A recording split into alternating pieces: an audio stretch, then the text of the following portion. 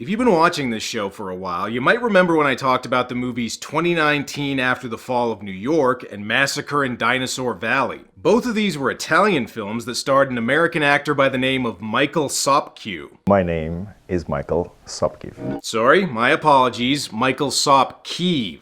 Sopkiw's career is unusual in that he started out as the lead actor in 4 Italian-produced exploitation movies made over a couple years in the mid-80s, and then never acted again until 2014 when he had a small role in a movie called Bad Dog and Superhero, which weirdly enough sounds like it could be an 80s Italian exploitation movie, even though it's not. Well, you know what? I'm basically halfway through his entire filmography at this point, so might as well try and finish what I started. After all, if I can give Doug McClure some extra attention, then I can do the same thing for Michael Sopkiw.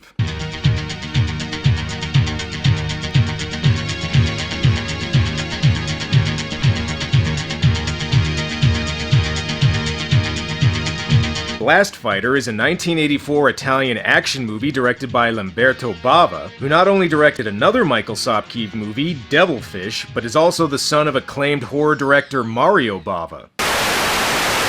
Oh, Brandon, you really do need to make your show just a little bit harder to hack into. I mean, if I was an asshole, or at least a bigger asshole, the internet would be having quite the Brandon Tenold fappening party right now. But anyways, Lamberto has long since surpassed the whole being Mario Bava's son thing. I mean, in his own right, he's put out plenty of classic exploitation films and giallo films and just straight up gore films like Macabre, Blade in the Dark, and has even collaborated with Dario fucking Argento for Demons. Argento did the screenplay, it counts as a collaboration. But no, let's all just pretend that Lamberto is just a product of Mario Bava's nutsack.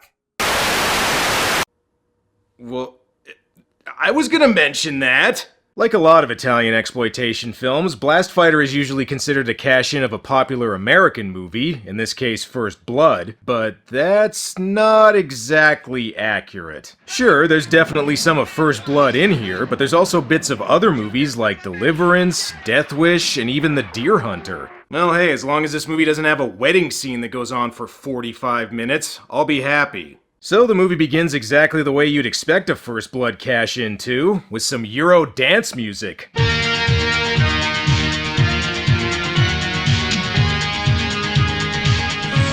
Yeah, this movie might try to pretend it's American, but it's still definitely Italian. Blastfighter. We know it sounds like a sci-fi movie, but it's not. Oh, and turns out I was wrong earlier. The movie's actually directed by totally not a pseudonym. So if Lamberto Bava's John Old Jr., would that make Mario Bava John Old Sr.? Anyway, our main character is Jake Sharp, played by Michael Sopkiw, who's sporting a mustache this time around. Jake's an ex-cop who just got released from prison after serving 8 years for killing a man who murdered his partner, and now that he's out, he immediately thinks about killing again. Well, if you're gonna do that, might as well get an awesome supergun to do the job. This thing here is the state of the art. Don't ask me where I got it. It shoots anything, from smoke bombs to flares, rubber pellets, lead slugs. It'll fire grenades, tear gas, explosives. Damn, this thing is like Hawkeye's arrows, except, actually badass. Something tells me this guy might be a little too into it, though. I checked it out, and it's a honey tiger.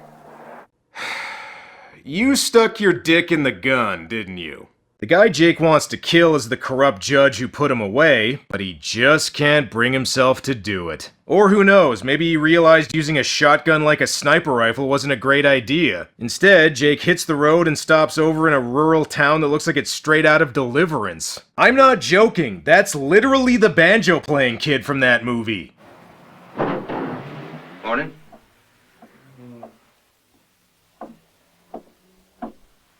Jeez, I bet the town motto of this place is, "We don't take kindly to your taps round here." Plus, I think he just entered the woods from Pod People. That's 2 movies I've done in a row where that's happened. Well, now that Jake's got himself a quaint little cabin in the woods, he can get to work digging up corpses and making that woman suit he always wanted. First, though, time for a little hunting.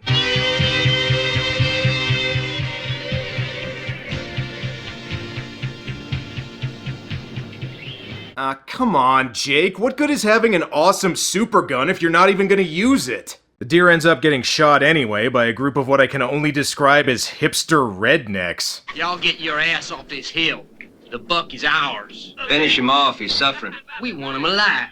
Now fuck off. I only shot him so we'd have another hole to fuck, and I want it warm, damn it! Jake finishes off the deer himself, because hey, it wouldn't be an Italian exploitation movie without some animals getting killed. Hopefully this movie doesn't go full cannibal holocaust on us. Come on. Don't be afraid. He's got good reason to be afraid. He heard the director's accent. Hey, Cletus, you mind if I take your sister out tonight? Dang it, Skeeter, I already told you I'm dating her. Nice that Jake has a new pet, but when did this movie become every which way but loose but with a deer? You know, I'm starting to think Jake doesn't really fit in around here. Hey, what do you think? Don't he walk just like a cop? Walks like a cop my ass. That there's ex-con shuffle. Why do I get the feeling these guys only drink out of jugs with 3 X's written on the side? Oh, and remember when I mentioned animal killing earlier? See, I told you that deer had good reason to be afraid. Well, that does it. Killing people is one thing, but nobody kills an animal you can legally hunt when Jake's around. You wanna know who I am? I'm a son of a bitch. Yeah, that's right. I just called my mom a bitch. We learn that one of the rednecks is the brother of an old friend of Jake's named Tom, played by George Eastman, who you might remember as Big Ape from 2019 After the Fall of New York. He's not playing an ape this time, but he is still big. Oh, and the reason they're hunting animals is so they can sell them to a Chinese businessman who sells them on the black market. He comes from Hong Kong, and he'll pay $4,000 for a bear bladder, and up to $1,000 for a set of deer antlers. He gets a fortune from his yellow friends who use the stuff for medicine and aphrodisiacs. Ah, come on, that's not gonna work. Everyone knows tiger penis is the only thing that can make a real love potion. Your brother ever been in jail? Never. Well, he will be soon. Anybody who kills animals like that hasn't got far to go before he kills a man. Wait, so does that mean every Italian exploitation director is also a murderer? Because the authorities don't seem to be doing anything about this, time for Jake to take things into his own hands. I'll give you 1 minute to get out of this county. You hear? I hate Eastern medicine! You may remember that in my other 2 Michael Sopkiw videos, I pointed out that he got beat up a lot, and that also happens here, but at least he puts up a decent fight this time. And he's fine. Tom comes in and saves him. You just tell your brother to leave the animals alone, and I'll leave him alone.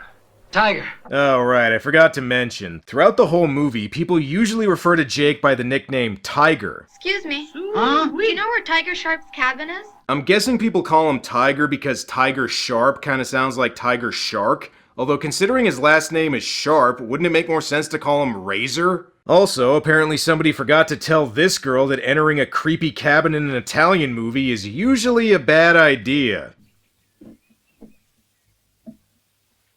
What are you doing here? Are you Tiger Sharp? Well, that's not what it says on my driver's license, but yes. Look, I don't know what you heard, lady, but this place ain't a timeshare. You just pack up and get out, I'm in no hurry. and I'll kick your ass out of here. If there's 2 things Jake can't stand, it's killing animals and girls cleaning up.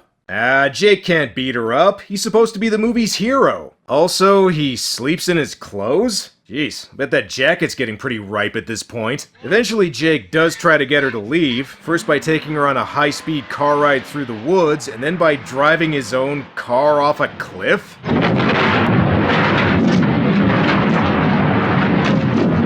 Okay, maybe he destroyed his car to try and collect the insurance? Alright, actually it was to attract the attention of the rednecks so that he could wreck their pickup truck. You know, considering you also had to wreck your own car to do that, I think you're still just kinda even at this point. Oh, and if you were wondering, the girl who came to the cabin is named Connie and is actually Jake's daughter. Oh, hell, you don't understand a friggin' thing, do you? I understand you're a real ball breaker.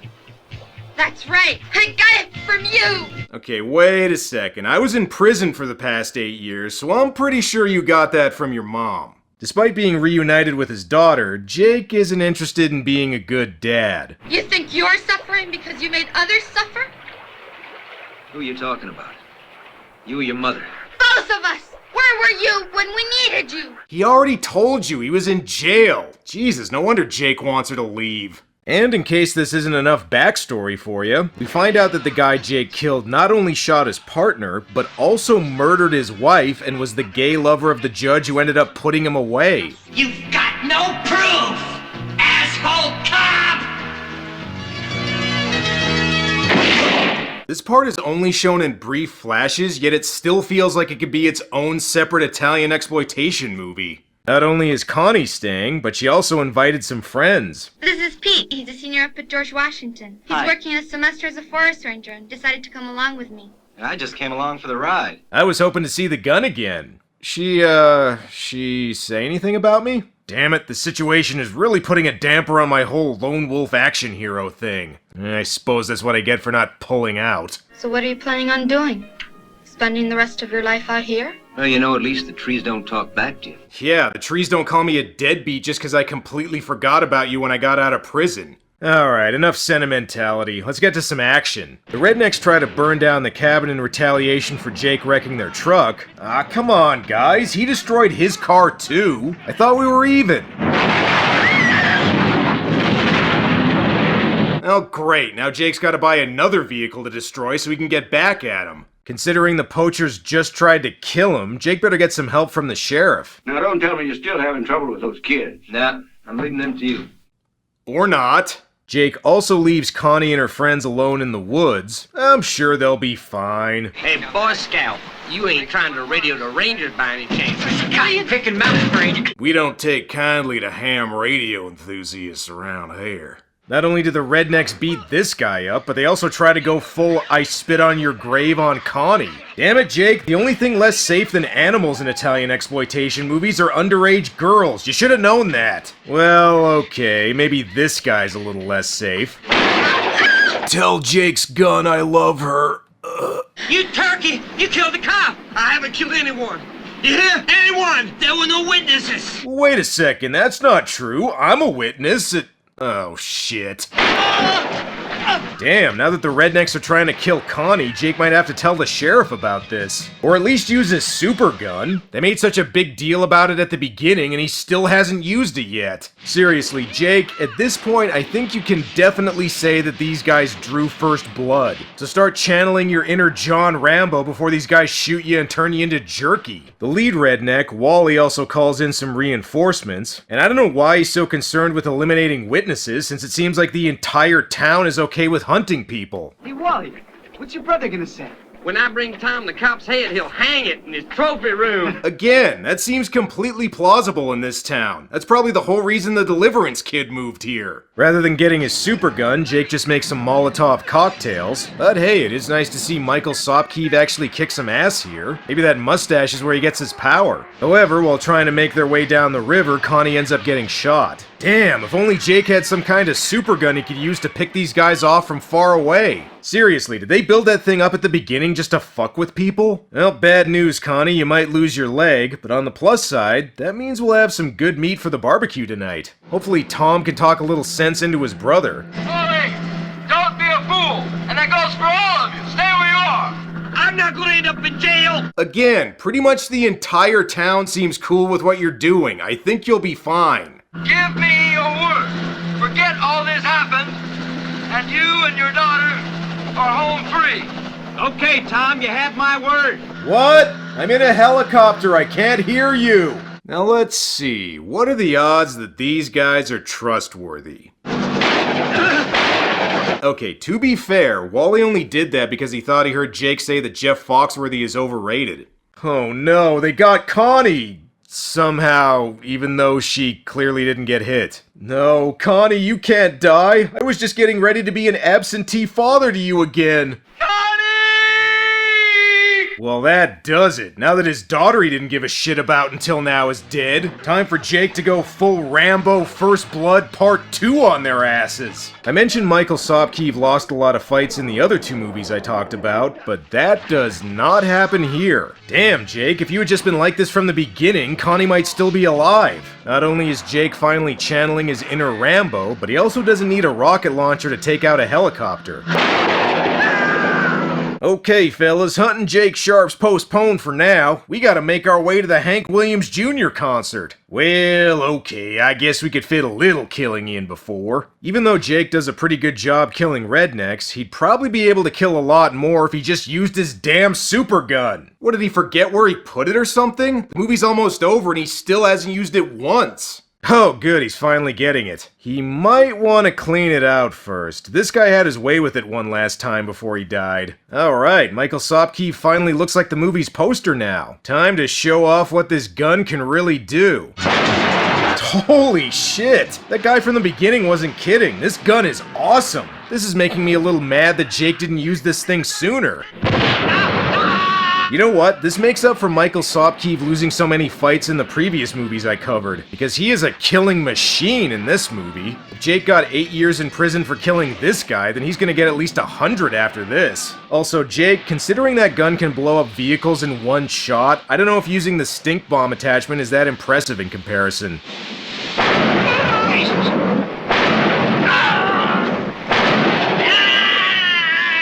Yeah, that's more like it. Alright, Wally, this is what you get for drawing first blood, asshole. I don't mean when you killed Connie, I'm talking about the deer. That's mostly what I'm mad about.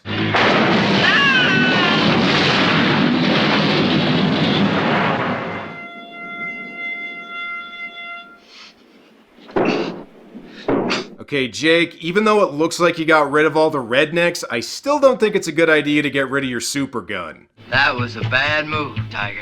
See? Told you. Yeah, I guess we both always knew that one day it'd get down to this. One shot each, right? Ah, yes, because when dealing with thugs who brutally murdered your daughter, the important thing is to play fair. Too bad Jake didn't have one shot with his super gun. He wouldn't even need to aim that much. Not that it really matters, since Tom misses. Looks like Jake's got this all wrapped up. Ah, come on, Tom. Murder is one thing, but cheating on a duel? Not cool, man. However, Jake can't bring himself to kill George Eastman. He still needs to write Dog Lay Afternoon. Alright, that movie actually came out before this one, but I thought the title was funny. Not only does Jake give Tom a ride back into town, but he also brings all the corpses with him. Now the sheriff will have plenty of evidence to put him away again. Oh, and the movie informs us that no animals were harmed making this. That was all just footage from other Italian exploitation movies. While it's not quite as creative as 2019 After the Fall of New York, I still appreciate that Blastfighter is one of those foreign cash-ins that isn't too blatant with what it's copying and manages to kinda do its own thing. And it's also nice to see Michael Sopkiw genuinely kick some ass here. Although I really wish he would have used his super gun a lot more. I guess maybe they used up their entire explosives budget in the last 10 minutes. Also, despite the movie's best attempts to convince you it's American, it always feels completely Italian. But hey, that's a big part of why people like Italian exploitation films. Unlike the real First Blood, this movie didn't have any sequels. Although considering Sylvester Stallone is still playing Rambo, Jake Sharp could technically make a comeback. Who knows, maybe if I make enough people aware of Michael Sopkiw, it'll get him to come out of retirement. Well, that's all for now. Until next time.